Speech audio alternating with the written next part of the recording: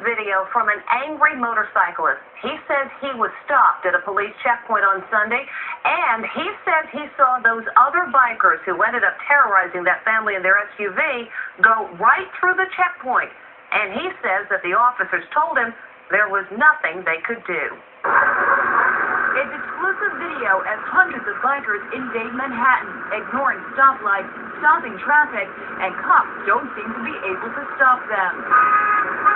The video was shot right before this terrifying confrontation between the family and bikers on the West Side Highway. This has to be the group that was going up the West Side Highway that had that encounter with the Range Rover driver. Motorcyclist Brad Burson took the video. He's a law-abiding biker who had nothing to do with the thugs involved in the horror on the West Side Highway. Cops seem to be alert to the horde of bikers coming into the city. They have set up checkpoints Sunday on the Manhattan Bridge and pulled Burson over and ordered him to show his license, registration, and insurance. There was no reason to stop me. Burson was told he could proceed, but when he got to the Brooklyn side of the bridge, he saw this remarkable scene. Hundreds of bikers streaming through the intersection, heading into Manhattan without being stopped by cops. I see people with no helmets. I see motorcycles with no license plates or plates bent up or covered up. And everybody's just basically running through. So he says he went back to the checkpoint where he was stopped and asked why the scores of bikers weren't pulled over. You didn't get any of those other guys? That's right. Not a single one? None of them? Then you don't listen. His response was, I tried. That doesn't work for me. The biker who bashed in the window of the Range Rover has now been identified as 38-year-old Reginald Chance of Brooklyn. He works in a sandwich shop and is expected to turn himself in today. Biker Edwin Mieses was paralyzed after he was run over by panicked driver Alexian Leanne, who had his wife Rosalind and 2-year-old daughter in the Range Rover.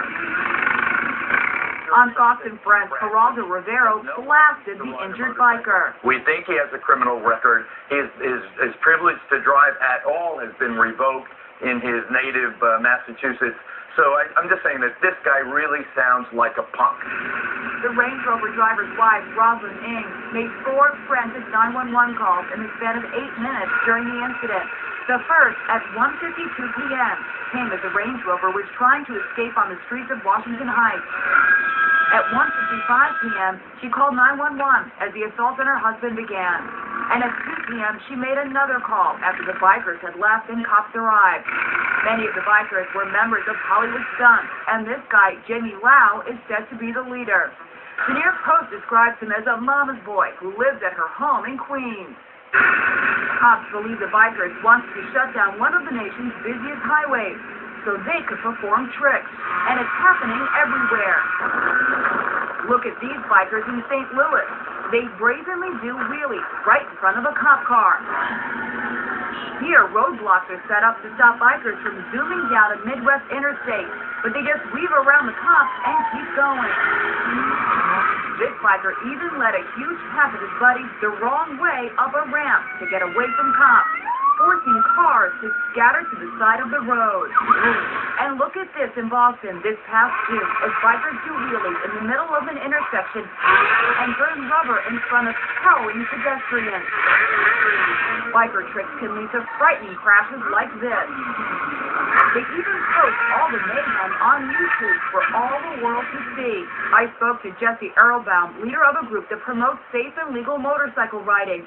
He says this kind of outlandish biker behavior, as well as the terrifying confrontation on the West Side Highway in Manhattan, is a disgrace. It's so dangerous, they could kill somebody. No one is more angry about this than legitimate motorcycle riders. They are the most angry of all. In other news,